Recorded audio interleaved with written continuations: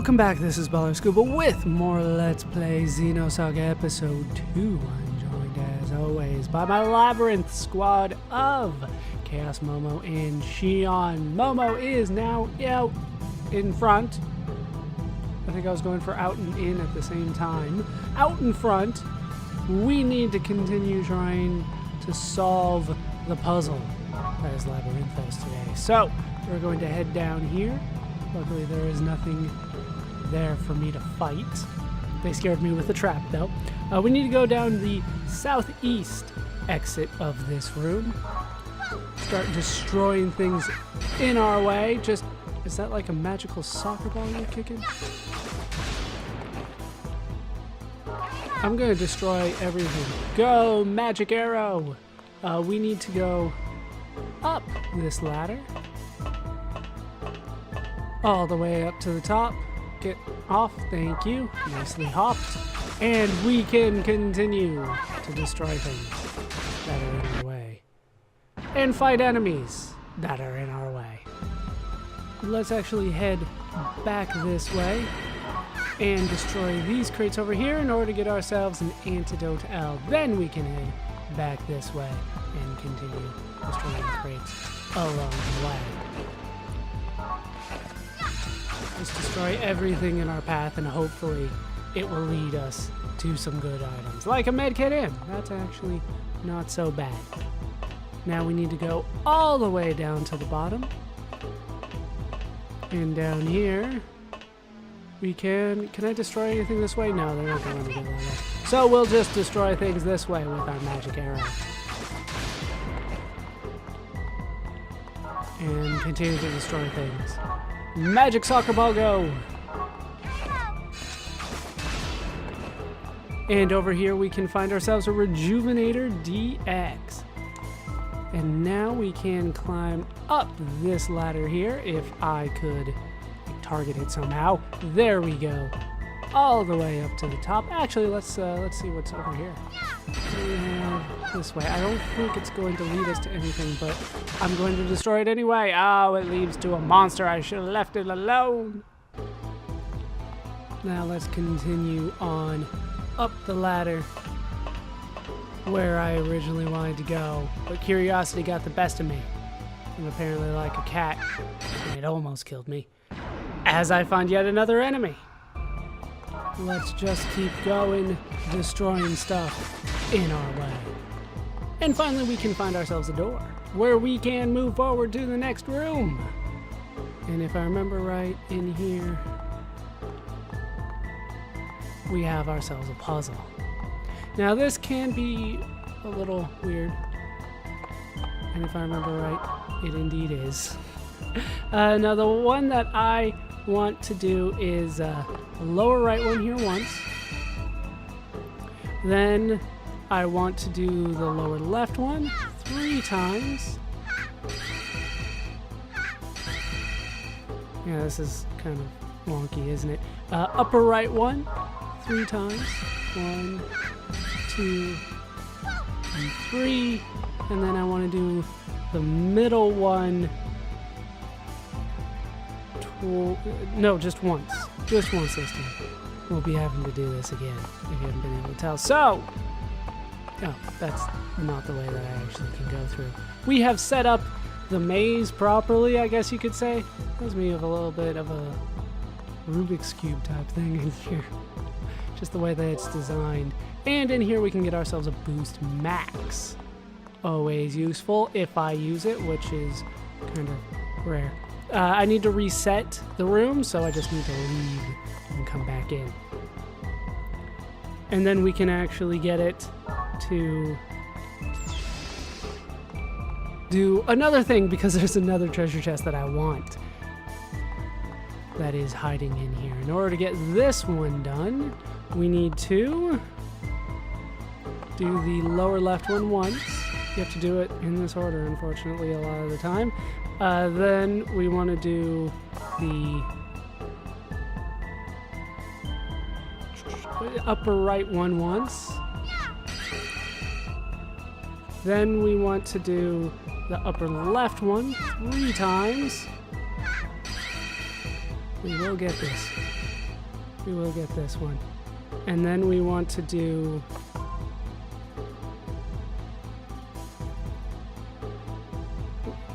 Did I do this right? Yeah, I'm still in the right one. Okay, then lower right one once. And then the middle one twice. It's so weird sometimes. But I believe I have it there. Now I can go back and go, I believe, to the lower left here, where I can find myself another item, class upgrade B times 6. That is not so useful for me. This time we are not leaving the room. Based on how I do the skills, it's not so useful for me. Now, let's head back up. Turn this one twice. Middle one once. Lower left 2 more times. And then the middle one again. And that should lead us to the exit. Yeah, just the way that it's designed, how you can pass the walls off to the different things. It reminds me of a Rubik's Cube that way. This one wasn't nearly as difficult as a normal Rubik's Cube, though. So let's continue on. In here, we can hit the button for the elevator, or just get on the elevator. I always want to hit the button, and then they always tell me it's wrong. I can fight this guy in the meantime, though. He will help me with the elevator. I forgot that we actually have to press a button down here to activate the elevator. There we go. Push the button. Activate the elevator in the middle. Well, at least it gives us the opening for it. And it is activated as a result. And so is the other one. So now we are free to head back down and we can plunge the depths of Labyrinthos. Let's just head back down. And of course we are going to be using the save point before we delve even deeper into this place. All saved and ready to go. Let's head down the elevator. What will we find in the center of Labyrinthos? A spiral, apparently. We will head all the way down. Is that another save point I see down there? No, it's just yellow. It is just yellow. Okay, we will head in. Oh, giant U-tick sign. That is usually not a good thing. Now we know we are in the heart of this evil organization. What do we have here? This must be Labyrinthos' main terminal. So it would seem. Canaan, the powerful protection placed on the data within you, uses the wave pattern emitted by the Zohar. You should be able to remove it with this terminal. You don't have to explain the details. Just hurry up and get it out. Come on, let's get inside. We will, think about that. First, we're going to head to the left. And here, we are going to ride the elevator back up. We have a little bit of work to do before we move on here.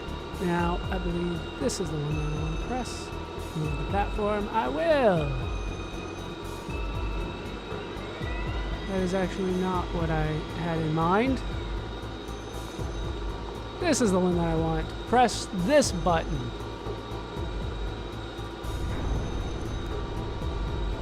And that will raise it up so that we are free to move to the other side. Very scary stuff going on over here. Along with stairs. Evil, evil stairs. Which I will use to head back down. I'm pretty sure I'm doing this right. To the other side. Now I'm a little bit confused. Hold on. Okay, I think I got it. Yeah, we're in a little bit of a weird area here. No. Crap. I did mess this up. I did. So we need to go back around. I'm getting ahead of myself again. We don't want to head down these stairs. We want to ride the elevator back down. I got excited with the path that opened for me, and that was not what I actually wanted to do. Notice how that other panel is not lit up for us. So we need to call the elevator back. The platform, as they call it. It is an elevator if I've ever seen one. It works the same. Platform, that could be anything. Yeah, see, now that we're on it, it's an elevator. Okay, now we can head back down. We did raise things around here.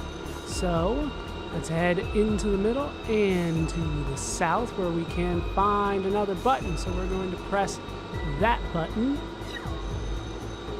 which has broken the seal there. Now I can ride the elevator back up. And then we can actually cross over. And we can head down the stairs now. After, I believe, pressing this one. Yes, that is what I wanted to do. Press the button. Lower the area again. And now we can head down the stairs. Ride the elevator back down. And should be good to go. This is quite the puzzle dungeon. Quite puzzly. Oh, can I not go down that? I swore that's what I was supposed to do. Ah, no, we just go in here. It is open right in here. I thought it was lower down. For whatever reason, I'm not remembering this particular part of the dungeon very well. But it sounds like we're going to get a cutscene here. We are going to clear Canaan of the data. Well, we finally made it. At last, we can set you free from your curse, Canaan. I'd appreciate it if you could hurry. I really don't want something like this in my head any longer than I need to. Hey, just what is the data inside of Canaan anyway? What is the Y data? Put simply, it contains the identity of the mastermind behind the Miltian conflict. Isn't it Joachim Mizrahi? Hold on a second. The mastermind behind the conflict was... The madman Joachim Mizrahi. At least that's what everyone thinks. But just because most people believe something doesn't necessarily mean that it's true. Wait, what do you mean? 2 You're plus 2 about is to 5. find out.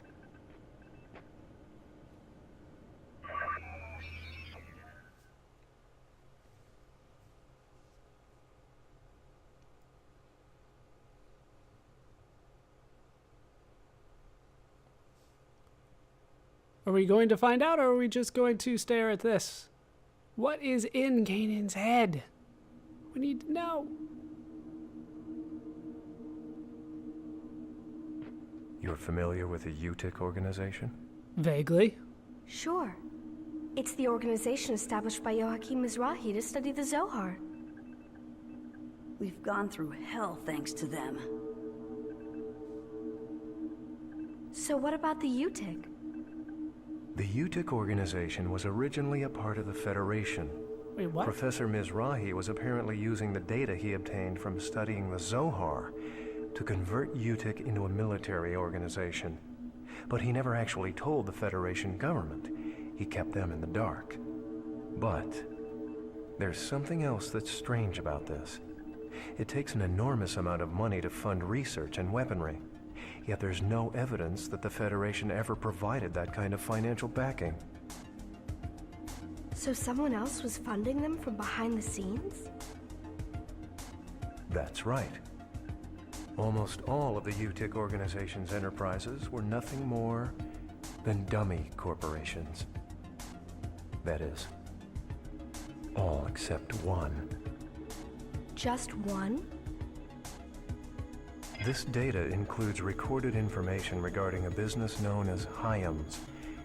It's highly likely that this company was the one that actually provided the money. Hyams? That sounds vaguely And familiar. the head of the Hyams outfit, a man named Heinlein, happens to be one of the cardinals of the immigrant fleet. So, Are you saying that the UTIC organization has connections to the immigrant fleet? Did Daddy have connections to the immigrant fleet too? No. I presume Professor Mizrahi was merely being used. Their objective was to acquire research data on the Zohar. Even the Realian outbursts that sparked the Miltian conflict were believed to be part of their experiments. But something else happened that they couldn't have predicted. Udu awoke, and the door to Purgatory opened. Purgatory? And the Gnosis appeared. Everyone must have thought it was the end of the world. It was. But that didn't happen. Well, it was for Miltia. That was a world. The truth of the matter is, your father wasn't a madman at all. In the ensuing chaos, Professor Mizrahi had to make a vital decision in order to prevent the worst-case scenario. What decision? He knew he had to somehow isolate the Zohar, Udu, and all of Miltia, and seal their power in a place where no one could touch it. So, the reason Miltia was swallowed up by the Abyss was because Professor Mizrahi. A great many people were sacrificed for his sake. That's probably the reason he brought judgment down upon himself, to put an end to everything. Your father tried to save the world you were about to be born into. And then he entrusted his secrets to you, the one he could trust most. Daddy? I knew it. I'm so happy.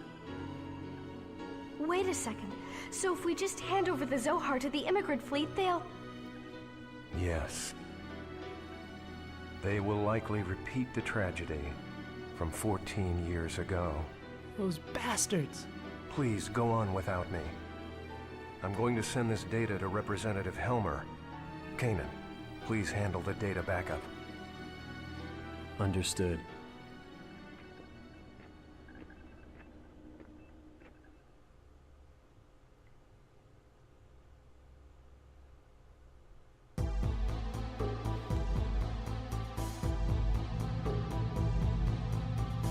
So, we get a little glimpse of what is in the Y data, what the important things are.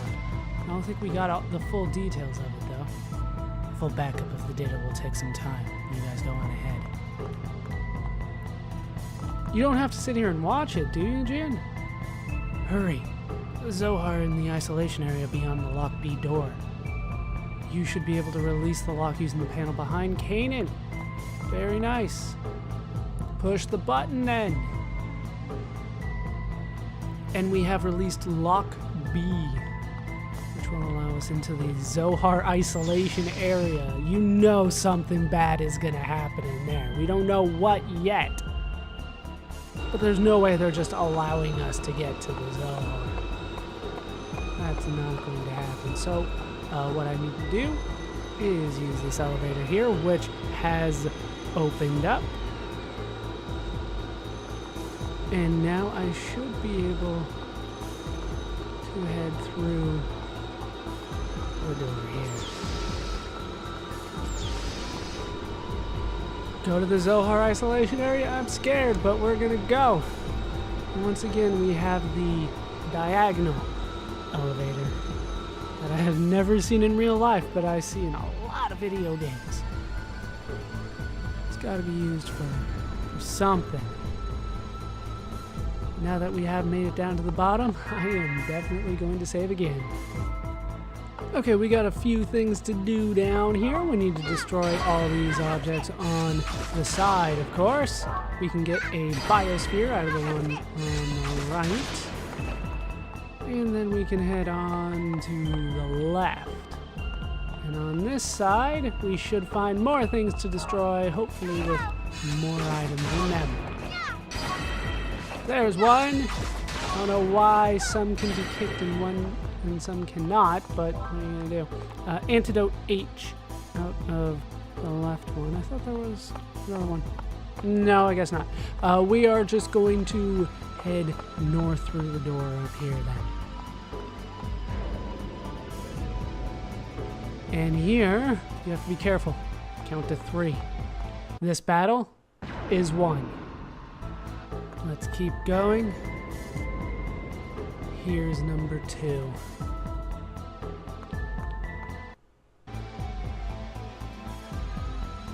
That was 2. It took forever. And here's number 3.